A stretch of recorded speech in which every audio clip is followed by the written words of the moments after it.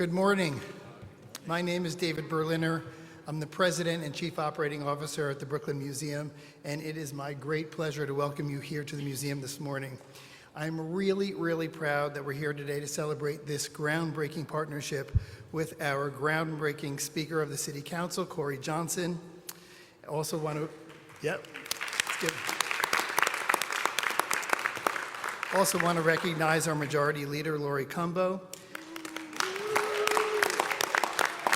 our State Senator, Zelnor Myrie,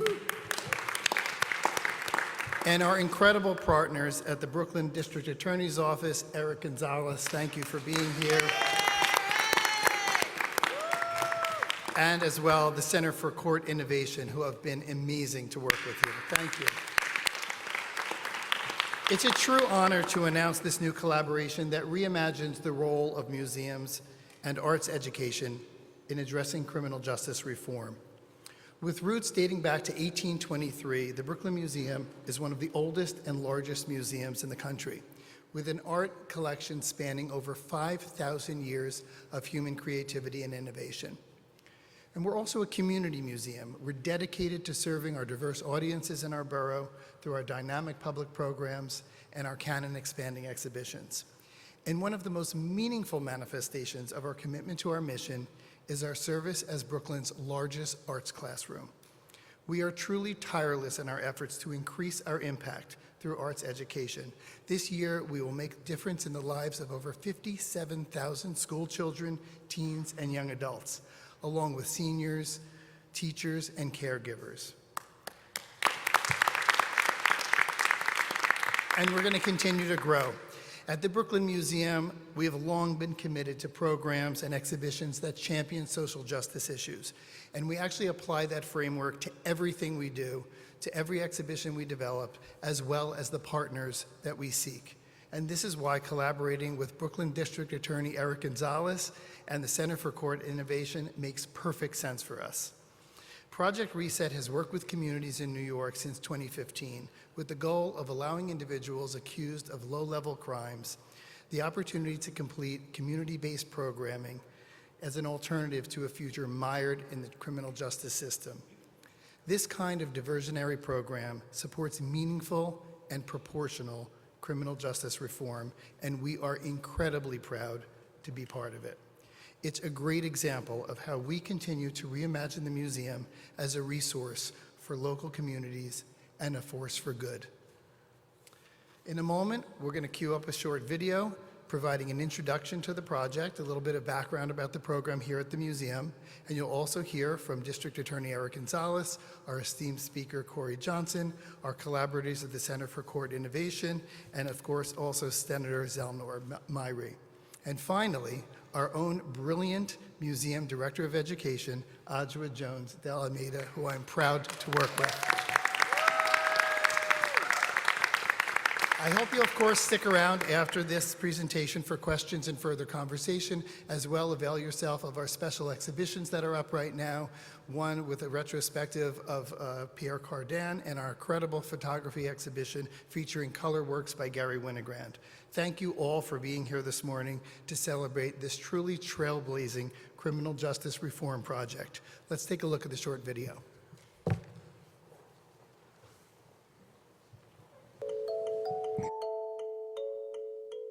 Today I'm excited to share some news with you about Project Reset, a new diversion program we launched here in Brooklyn. Individuals who receive desk appearance tickets for certain non-violent misdemeanor offenses are given the option of participating in a program that will allow them to address their conduct in a more meaningful way. And upon successful completion of Project Reset, their cases will be dismissed without them ever having to appear in court.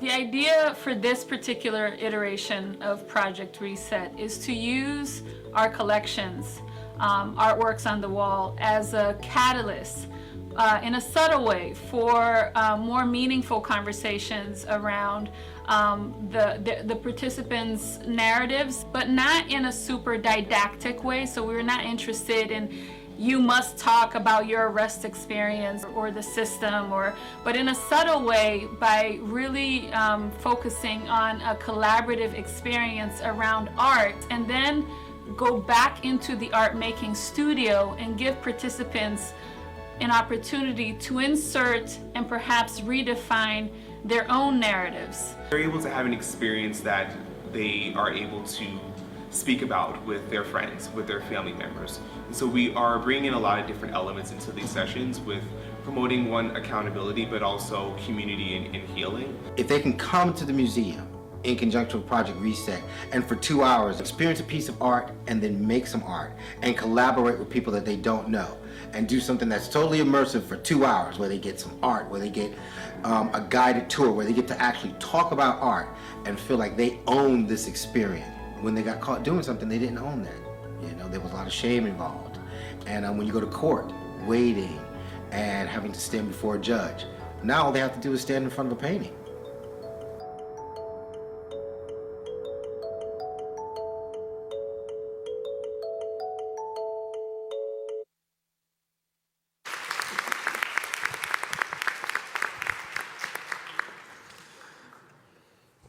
Good morning, everyone. I would like to once again thank the Speaker of our New York City Council, the wonderful Corey Johnson, for joining us. The President of the museum, David Berliner, who you've just heard from, to many people from Center for Court Innovation who have joined us, Greg Berman, I know Jonathan Monsalve is here as well, people from Brooklyn Justice Initiatives, to our elected officials who've taken the time to show that criminal justice reform is very important. I want to thank our Majority Leader, Lori Cumbo, our State Senator, Zellner Myrie, and some other electeds who are expected to appear. And to everyone else here, I see Adam Mansky, also from CCI. We're excited today. This is a new approach for handling low-level misdemeanor arrest. It's an approach that squarely aligns with my Justice 2020 plan for Brooklyn, keeping Brooklyn safe while promoting trust in our justice system.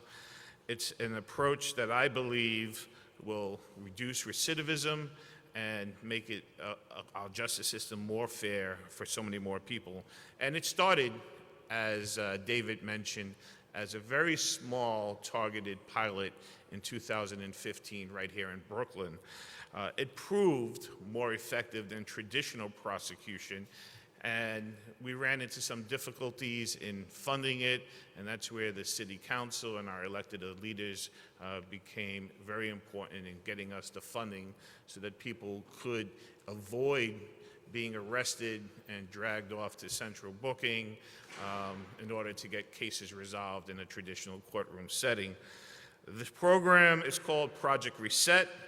I'm going to get into some of the details in a minute, but we're also here today to celebrate a brand new partnership, and that's with the Brooklyn Museum. Partnering with the community and partnering with fabulous cultural institutions is also part of my plan for Justice 2020, knowing that that partnership itself can lead to better outcomes for young people and others who are involved in our criminal justice system. I believe at the end we will see much better outcomes for those people as they come through these programs. The video you watched gave us a pretty good idea of what this innovative program here at the museum looks like. It's about holding people accountable, but doing it in ways that promotes human dignity, that helps them think about their conduct, and provides them with tools to contribute back to their community. Our current method of handling low-level offenses and arrests in traditional criminal court leaves a lot to be desired. Right now, most people who get arrested and go to criminal court for low-level offenses like trespass or shoplifting, maybe fare evasion, they go to the courtroom, they sit for hours upon hours, maybe days upon days, until their lawyer negotiates some kind of conditional release or an ACD. Maybe they get a few days community service and they're sent home. Those are not very meaningful interventions. They don't provide folks with any tools to actually reflect on the conduct that got them arrested in the first place, and they don't give them any tools to prevent them from avoiding those mistakes. Project Reset is different. The goal is to transform low-level arrest into meaningful opportunities for justice-involved individuals to improve their lives and avoid future arrest and entanglement with our justice system. Under Project Reset, those who are arrested from a specified list of misdemeanor cases will get a phone call from our trusted defender organizations, and I want to acknowledge them. They're joining us today, Brooklyn Defender Services, as well as Legal Aid. They get most of these cases. They'll reach out.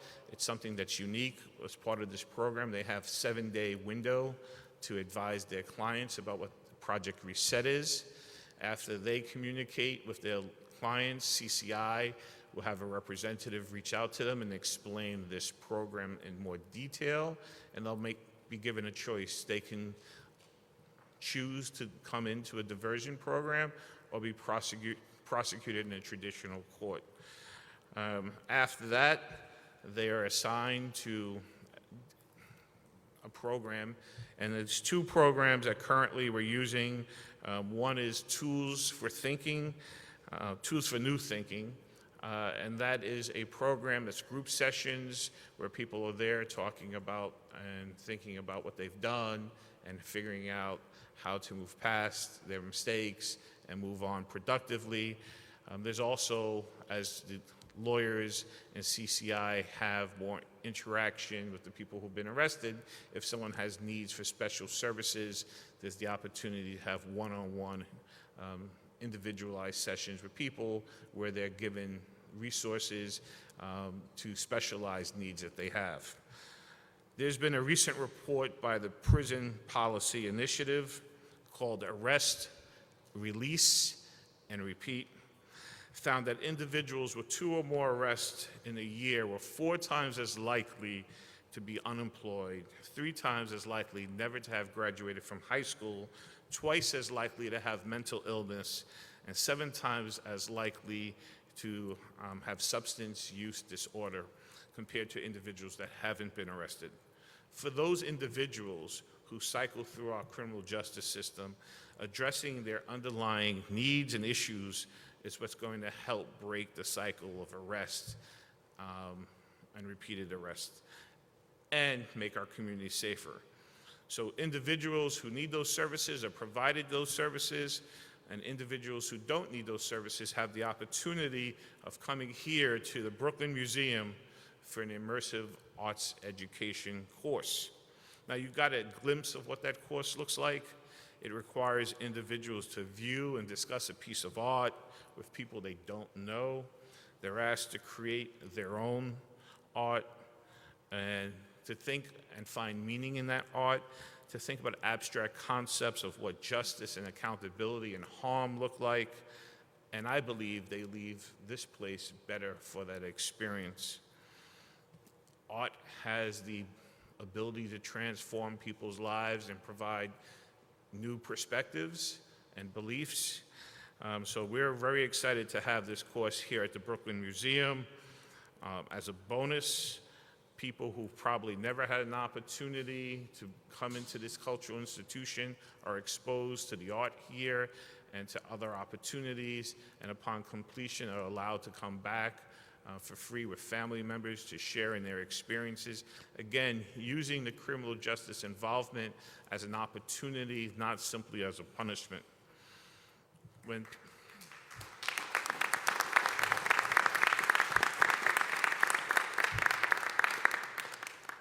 And when people complete their obligation, my office declines to prosecute the original arrest. They never have to come to court, and people are completely deflected out of the criminal justice system. There are no collateral consequences, as they are when someone's arrested and sent through the court system. We've started this course in spring. We wanted to run it for a few weeks before we publicly announced it so we could have an idea of how the program worked. So far, we've had about 200 individuals that have come through the program, have graduated, and have had their cases dismissed. Come January, as many of you know, the new criminal justice laws will mean that many more people will be receiving desk appearance tickets. This will give us the opportunity to put this program into greater use and allow more people the opportunity to come through these programs. And having this course up and running right now puts us in a good step in the right place for January. This program also builds on many of the other criminal justice reforms that my office has done and the City Council has been a partner in, like Brooklyn Clear, a program which is offered to people who got arrested with low-level drug possession, trying to treat their substance use disorder as a public health issue and not a criminal justice matter. So as I alluded to earlier and as David mentioned, Project Reset started here in Brooklyn, in Brownsville in 2015, and it was only eligible for 16 and 17-year-olds. An evaluation conducted by CCI found it extremely positive and effective. Participants were much less likely to get rearrested and convicted of another crime within a year's span. And most importantly, 95% of them expressed satisfaction in the way they were treated and with their experience in the criminal justice system. So with this approach, we're getting better outcomes. We're freeing our courts and our district attorneys to deal with more serious cases that are in our courthouses. We offer positive interventions and a turning point for individuals instead of a revolving door back through the system. We're reducing recidivism and improving public safety. And I want to thank the many people who have made this program possible, again, to the speaker and to all the members of the City Council, especially those from the Brooklyn delegation, the majority leader, who also was a very big proponent of this, and some of our private funders, to Center for Court Innovation, for Brooklyn Justice Initiative, who actually do the hard work and run the program, to the Brooklyn Museum and its education team for creating and running this arts course. To the Brooklyn DA's office staff, I want to thank Renee Gregory, who believed in this program early in 2015. Renee, where are you? Thank you, Renee.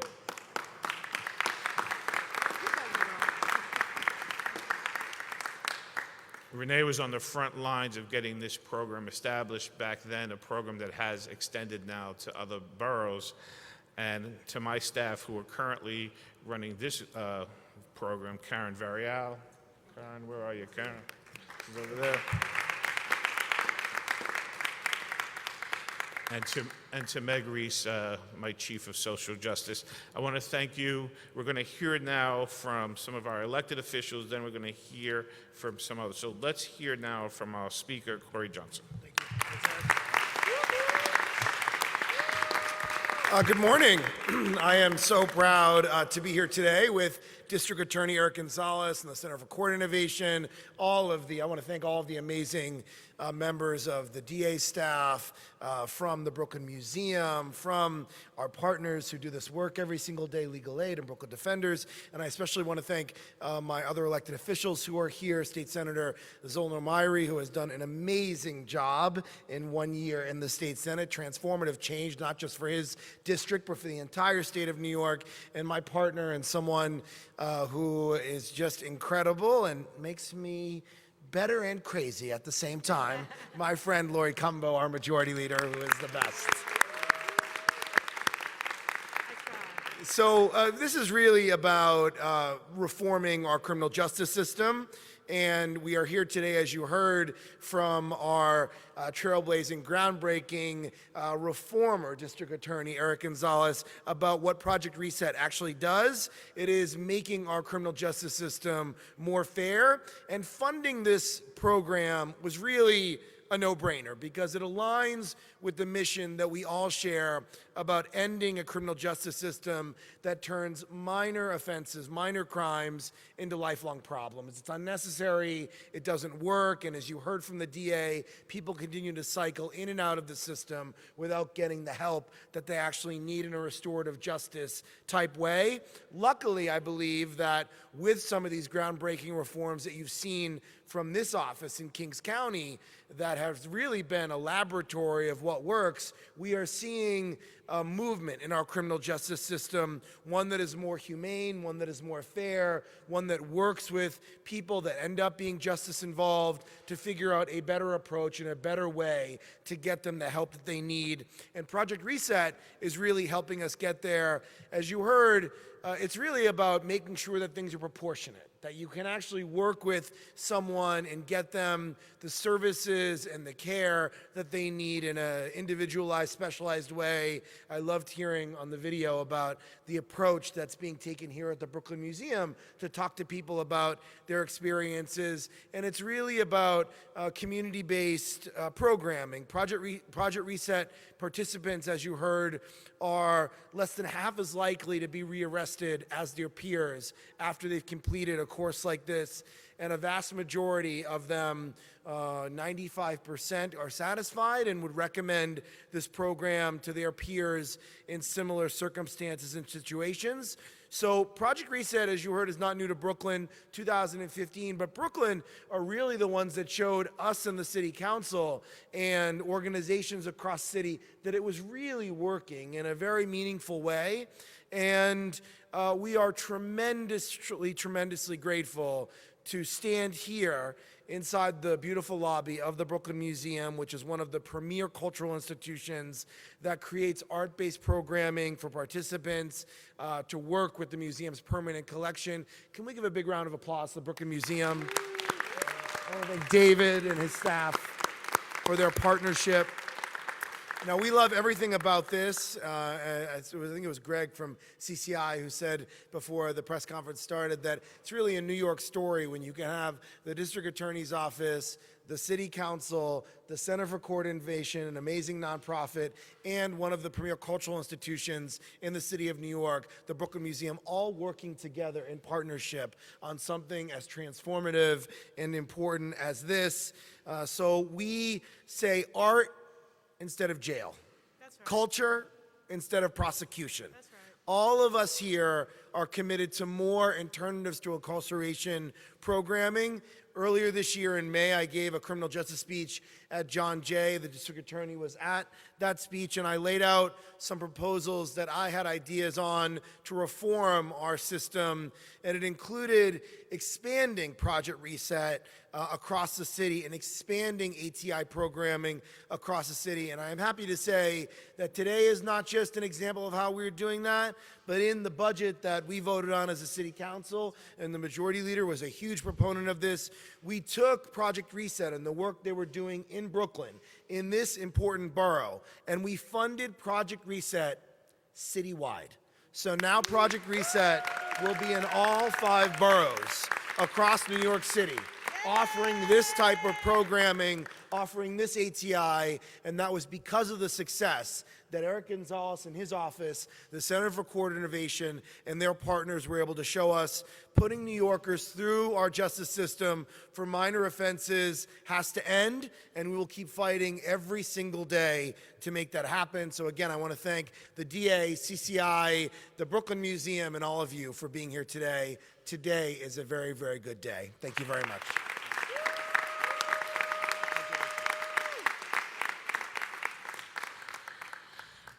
So we're going to also let our majority leader say a few words.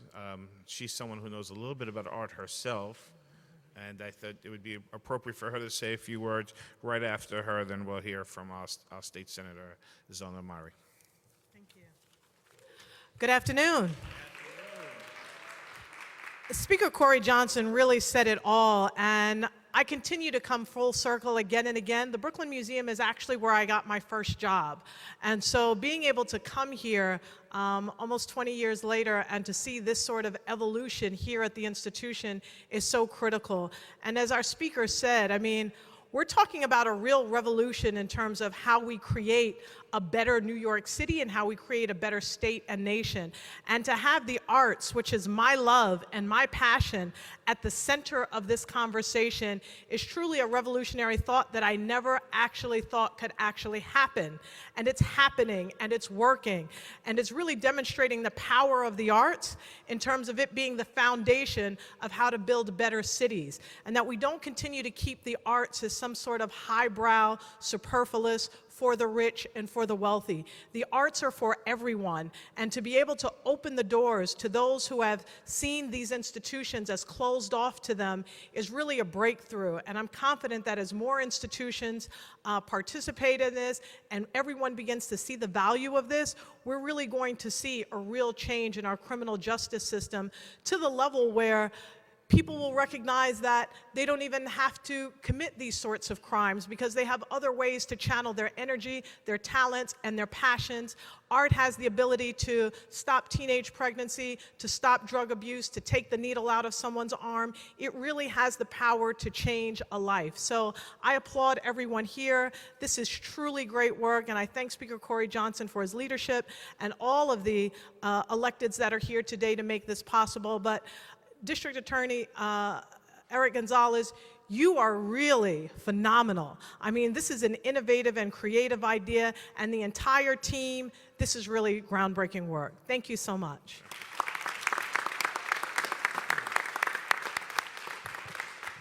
Good morning. All right. It's still morning, right? Okay, so to our District Attorney, to Speaker Johnson, to Majority Leader Cumbo, to the entire DA's office, to the Brooklyn Museum, to our defenders, to the Center for Court of Innovation, thank you. Thank you for marshaling your resources to produce a creative solution to an age-old problem of over-incarceration, a problem that has been used as a tool of oppression, and it is a tool that we are swiping today, oppression for opportunity. I am a product of this neighborhood. I took many a trip to this museum, took part in many of the programs, and I would not be who I am today if it were not for those opportunities. And today we are presenting those very opportunities to the justice involved in the community. Many folks that look like me and come from the neighborhood that I was born and raised in. So again, I want to thank all of our partners today for really stepping up and providing opportunity in the face of oppression. Thank you very much.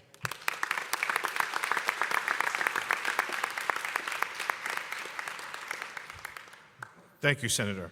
We are now going to hear from Jonathan Monsalve from the Center for Court Innovation, and then after he speaks, Joa Jones, the Almeida Director of Education for Brooklyn Museum, will speak.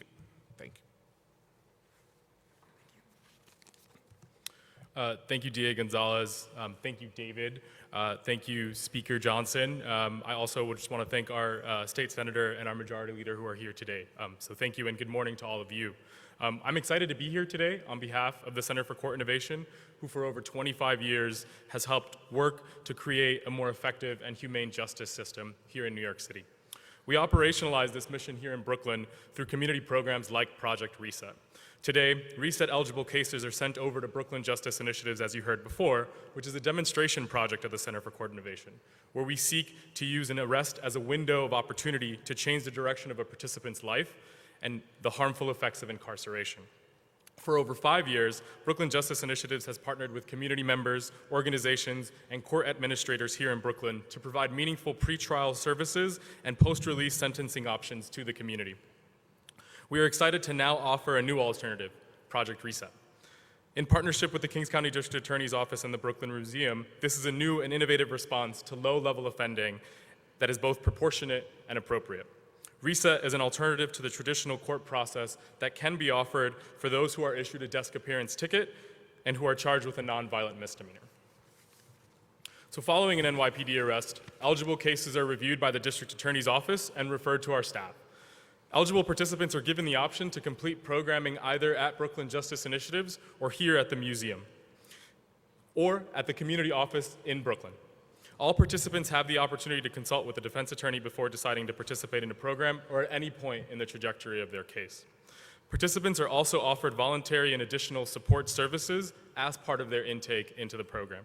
This process gives people the opportunity to dispose of their low-level criminal matter without stepping foot in a courthouse and avoiding some of the collateral consequences that may come with a criminal conviction.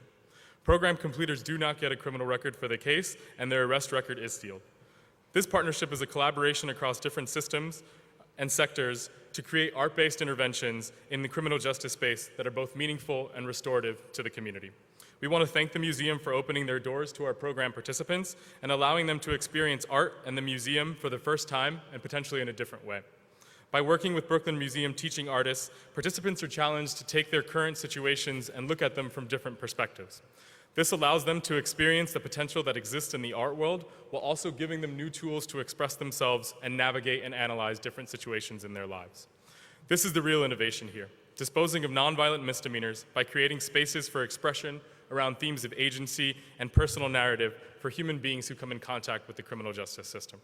I want to thank City Council and Speaker Corey Johnson for funding that allowed for a citywide expansion here in Brooklyn, and our funders from the Cohen Foundation and Sophia Cohen, the Tao Foundation, folks from the Art for Justice Fund, Gavin Brown, and our partners Brooklyn Defender Service and the Legal Aid Society. Lastly, I just want to give a special shout out and thank you to all of those that make this happen on the ground, our Brooklyn Museum education staff, our teaching artists Craig Blue and Sophia Dawson, and last but not least, our Project Reset staff at the Center for Court Innovation. Thank you.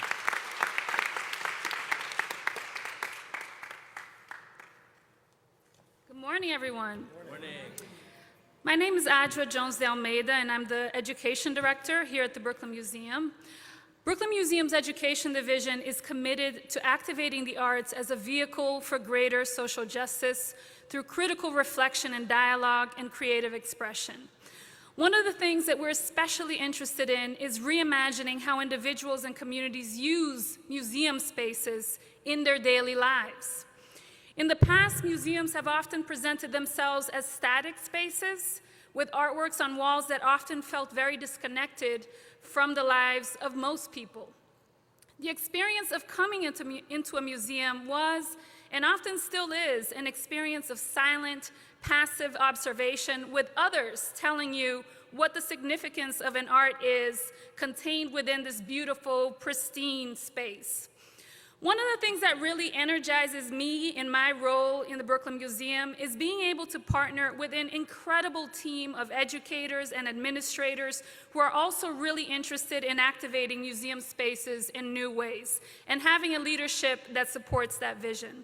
We are actively reimagining what museums can be and what a museum can do by, for example, training as museum educators and event planners for other teens, training teens, that is, as museum educators and event planners for other teens, working with medical students to deepen their ability to show and feel empathy when treating patients, partnering with public schools to close the arts education equity gap, partnering with libraries to help recent immigrants prepare for the GED, providing camp options for families during school breaks that are inclusive and accessible, creating opportunities for paid internships and fellowships to change the demographics of those working in the arts and in cultural institutions.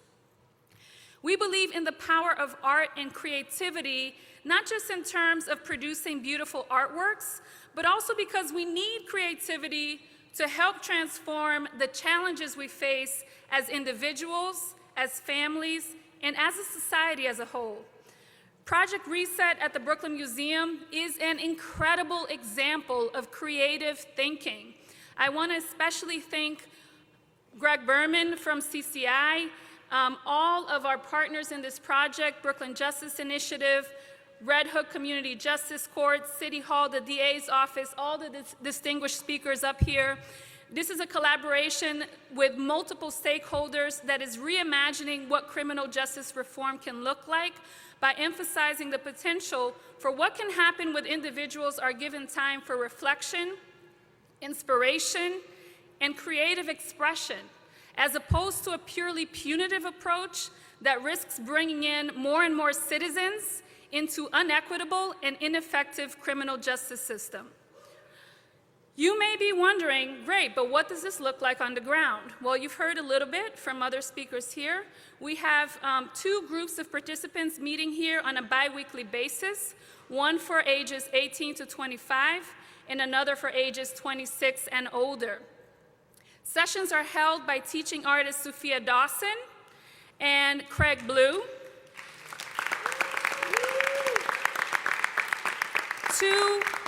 Two deeply committed professionals with years of experience working at the intersection of art and the criminal justice reform.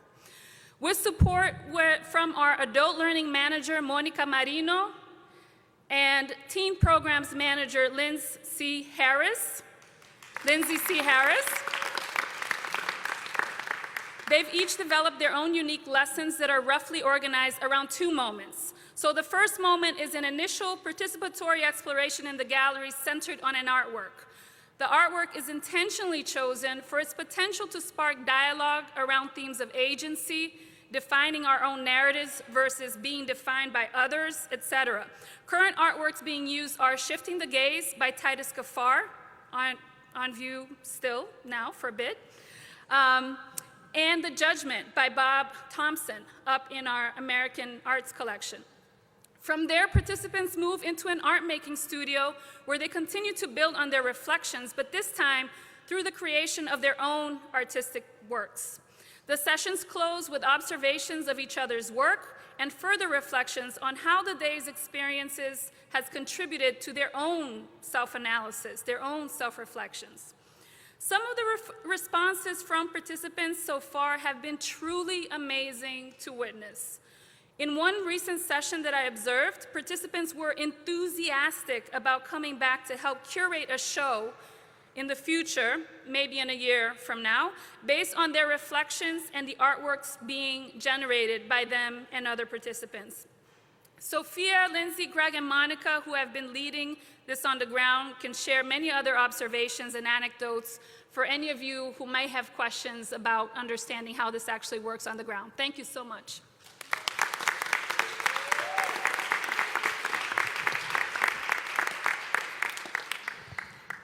As you can see, there's a lot of moving parts to this project to make it work and to make it actually have an impact on the lives of those who we are trying to get back on the right track. We're very fortunate today. A past participant has shown up and has agreed to say a few words. So Ms. Singh, please come up.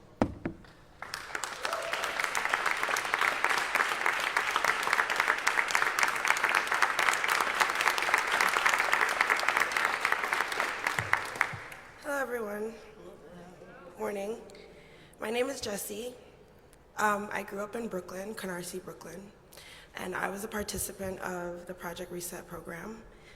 It's a diversion program that offers people like me with smaller offenses an alternative to court.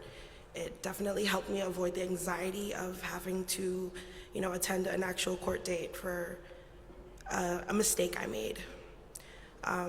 So I just really appreciate this, and programs like this are so important for our community. As an artist, I couldn't have chosen a better venue. So thank you to Project Reset, thank you to the DA's office, and thank you to Brooklyn Museum for having us and everyone that's here today. And yeah, do you spell it? Jessie, Jessy. Singh, S-I-N-G-H. And what were you arrested for? Excuse me? What was the mistake you made? What were you arrested for? Well, I was with a friend that was shoplifting. And can you tell us, in your own words, what kind of difference it made in your life that you could participate in this program? It helped to make me feel human in a system that often criminalizes people for like the smallest of things, and again, bad choices or wrong place, wrong time, things like that. So And what no did one's you, perfect, but and what did you get out of the program? Tell us about it. thank you.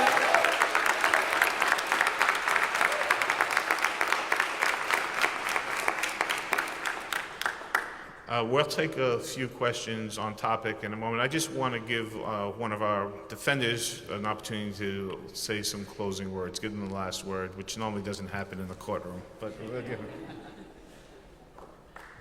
Hi, everybody. I just want to say thank you to DA Gonzalez and everybody from the State Senate, from the City Council, BJI, the Center of Innovation. You've given our clients a chance to be heard, to feel human again. The system a lot of times leaves people feeling less than based on a little mistake or a misunderstanding. And by allowing them to come to the Brooklyn Museum and to participate in programs like this, it gives people a second chance. It gives people an ability to finally feel that they can progress and move forward and not be stuck, as DA Gonzalez said, in a revolving door. We see our clients finally smiling, they're calling back, they're excited, they're able to go back to work and be productive members of society because of a program like this. And at the end of the day, that's what we want. It's not punishment, it's rehabilitation. And this program does this. So thank you very much.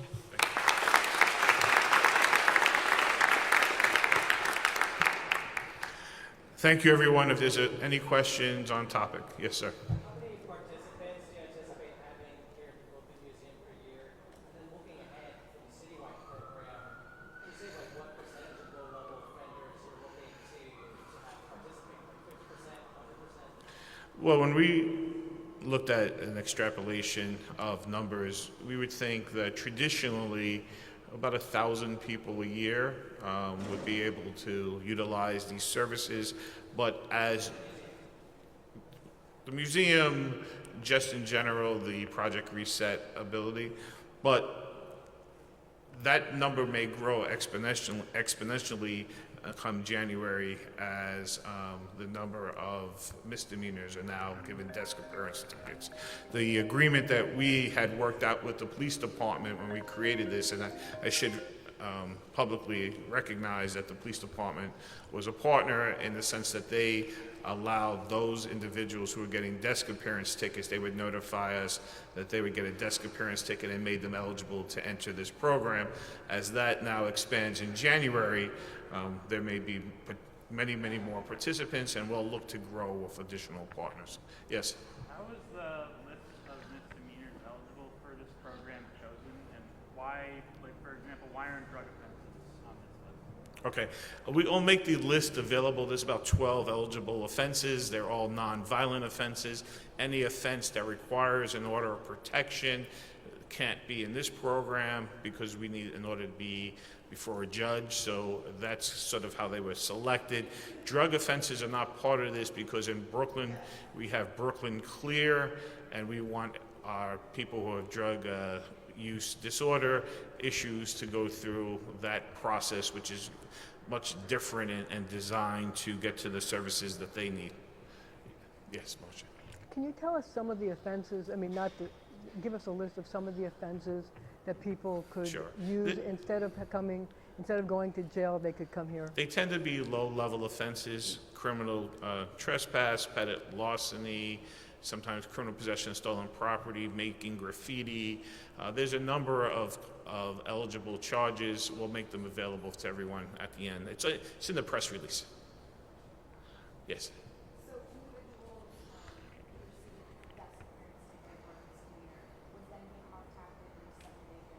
Yes. One of the great relationships that we have in Brooklyn is with our institutional defenders, Brooklyn Defender Services and Legal Aid. So they've partnered with us to reach out to their clients to let them know that this program exists, to answer the phone when CCI calls, and to get them ready to take advantage of this opportunity to get their cases deflected from the justice system, and also to make sure that they're protecting the rights of their clients. So, many individuals in Brooklyn have immigration issues and similar issues, and so our defenders are in the front lines of protecting their constitutional rights. Yes? I just want to hear more about what will happen in the art making studios. Are these just like painting? Is it acrylic? Will it be displayed to the public? I'm going to get one of the artists up here. Sophia, maybe? Sophia still around? Yeah, there she is. Tell us what happens in the studio.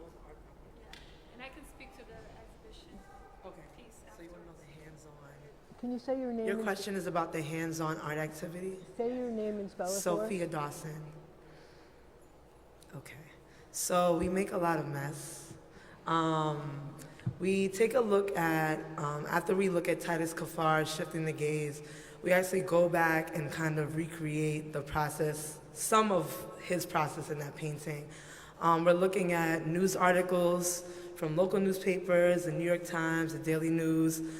We also have some images from the museum's collection, a bunch of headlines, and I basically took them all apart. So you don't know which headline goes with which image. Clearly, none of the paintings go with any of the headlines. And I give them the opportunity to first create their own composition, something that's interesting to them, and then to think about how can they use paint, how can they use collage to essentially shift the gaze and change the narrative. So whatever that story was originally meant to say, how can you now take on the authority as the artist, because once you step into my classroom, you are also an artist and a creator. How can you take that authority, shift the gaze, switch the narrative, switch the perspective to say something that you want to say or cause the viewer to look at what you want them to see.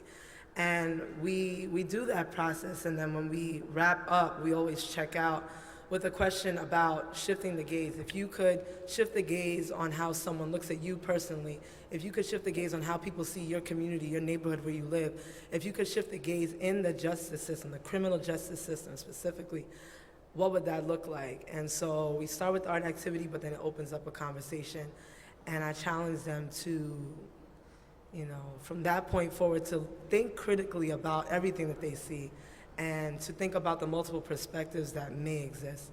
I hope that answers your question. Yes, okay. Do you want to say something? One of our other artists. Also, say your name and spell it for us. My name is Craig, K-R-A-I-G, and blue like the color. I am an artist. Questions? What do you do in the classroom? Oh, what do I do in the classroom? I work with the adults, and what happens with most adults is, one, embarrassment. So we free them of that when they enter into the space. I consider them all artists, and we are going to have an experience looking at artwork, critically thinking about artwork, deciphering artwork, bringing their experiences to the museum, to a piece of artwork, and sit with it. And then I break them up into groups, total strangers. And I'm like, you are going to have an experience. You're going to talk about the art with someone you do not know. You're going to come up with a title. You're going to choose a figure. Bob Thompson's work is so wonderfully colorful and abstracted. It has angels in it. It has green waters. It has horses. And every time they come and we speak about it, I see something different and something new. And this enriches them. They take ownership of it. This is their museum. I love the museum. I'm an educator for 25 years with children, with adults, with the Guggenheim, with the Bronx Museum, but the Brooklyn Museum is the best. Brooklyn. And when they leave, we've left the past behind us. We create a collage. We create a narrative. We create something new. They draw, and I tell them, I do not care what it looks like. I'm the best artist in the room. So just draw, be free. And by the time they finish, they shake my hand. One gentleman said, God bless you. Thank you for this. And we give them passes, we give them drawing books, and we invite them to come back and share it with their family. Can we just ask one question? Can we just...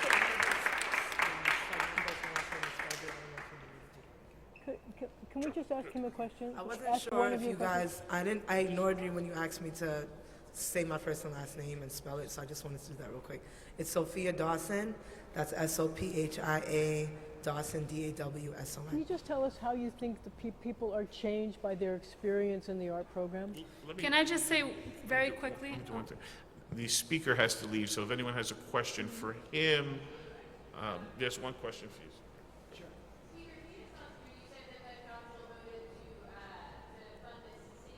Yes.